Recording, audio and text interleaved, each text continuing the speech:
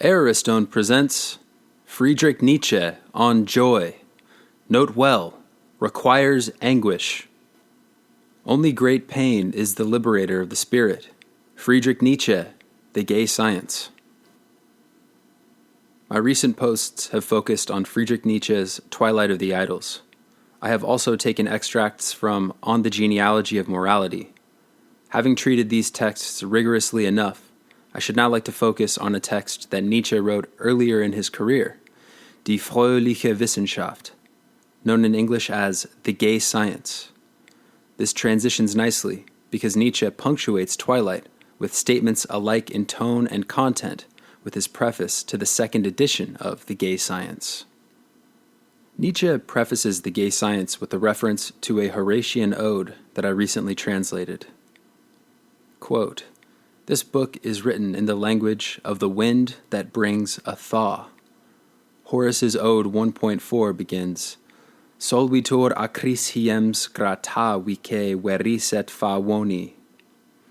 Bitter winter melts by the welcome turn of spring and of a zephyr. Nietzsche wants the reader to understand the gay science in a metaphoric way, as the warm wind of spring that melts away the winter. Incipit parodia. But what kind of parody begins? A burlesque, a mockery, and a parody of what? Seasons place us in a mood. The body resonates with the environ that contains it, and seasons are a metaphor for health. The spirit resonates with the season of the body. Nietzsche values physical strength, martial virtues, and sees much of metaphysics as remarks that are all but reducible to the broken bodies from which they emanate. At the same time that he most highly esteems physiological health, he almost constantly battles serious illness. In 1869, at the very young age of 24, Nietzsche becomes a professor of classical philology. In 1870, he serves as a medical orderly in the Franco-Prussian War, but contracts a disease that cuts short his service. He publishes several important works between 1872 and his next bout of illness nearly a decade later, when he finally resigns his professorial chair at Bâle due to more medical problems. 3 years later, in 1882, he writes the first edition of The Gay Science. In 1887, he expands on that initial publication and writes the preface that I'm now writing about. Famously, in 1889, he collapses in Turin upon seeing a horse beaten by its owner, and is said never to have recovered his full cognitive capacities. Seasons are seasonal. Spring as a species of space displaces the harshness of winter. The body that shivered and contracted now warms and expands. Just so, to use Nietzsche's metaphor, health deposes illness. The healthy mind forgets the illness. It only contains impressions, phantoms of what the illness really was. Just this glimpse at Nietzsche's biography shows that he had a unique view of the ebb and flow of physiological health. This is a feature of how he came to see that the state of a human body informs its beliefs. Not every human organism can grasp Nietzschean insights. Not everyone has lived through a winter. Not everyone has lived through a spring. Fewer have lived through both. Nietzsche knows this. His disease is his winter, a period of depression, a stretch of desert, exhaustion, loss of faith, icing up in the midst of youth, the tyranny of pain, the pride that refuses consolation, winter, bitter, cold, brutal, no escape, pain-colored lenses. The philosopher philosophizes in either case, sickness or health, winter or spring. But illness requires a submission to one's disease. It cannot be otherwise than that one is ill. For Nietzsche, any philosophy that directs the intentions to anything outside of this world warrants the question, what is the state of the speaking body? Does this philosophy originate in a consolation for illness, an anesthetic, a painkiller, an escape from one's misery? Whence? I have often written and thought about the literary trope of catabasis, the descent into the underworld, a preview of death that must afterwards inform life. You find it in Homer, in Plato, in Virgil, in Dante, and you find it in Nietzsche. Ich muss untergehen. I must go down. His disease shows him his death, but the episodes of ice and frost do not end him. He receives the gift to be genuinely shown his death and then restored to health.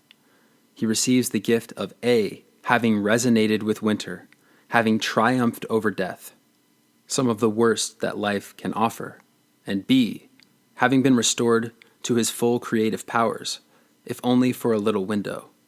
But who has anything but a little window?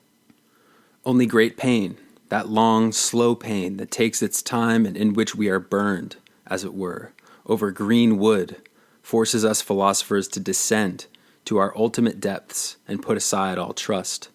Everything good-natured, veiling, mild, average, things in which we formerly may have found our humanity. I doubt that such pain makes us better, but I know that it makes us deeper. One emerges from such dangerous exercises in self-mastery as a different person, with a few more question marks, above all with the will henceforth to question further, more deeply, severely, harshly, evilly, quietly than one had previously questioned. Trust in life is gone. Life itself has become a problem. What depth? What problem? What does one learn on the threshold of death? If there is an answer, it requires an embodied experience of the concepts one would use to explain it. I have always associated the Heideggerian concept of angst, or dread, with ta thaumazein, literally the being astonished at, of the ancients. But that being astonished is thoroughly intellectual for the Greeks. The elenchus serves to produce self-interrogation and problematization in a healthy body. But Platonic concepts of illness could not be more foreign to the Nietzschean view, one that sees no irony, no freedom in the experience of death. It requires further study, but I suspect that if Nietzsche can be said to hate anything, he hates disease and death almost as much as he hates those who have made a comedic and satiric peace with those forces that ought to produce a tragic engagement. The irony thickens, this comedification of the tragic, the misappropriated lightness, is an ironic form of comedy that arises from depression. It laughs a sick laughter, a ha-ha of hopelessness. What looks like good fun really consists in a deep, self-negating sadness that turns the individual away from its material and psychological reality. A still frame would reveal what everyone already suspects, that the person is actually crying. That ignorance about one's grief goes hand in hand with a pretension that one has some kind of special insight about the world. One is a philosopher who is in the know. One is an initiate and will not show you the handshake.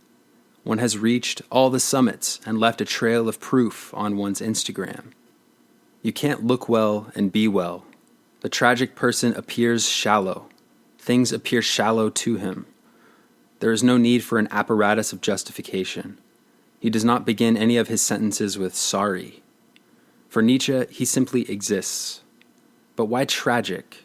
The word tragic concerns the end, not the beginning.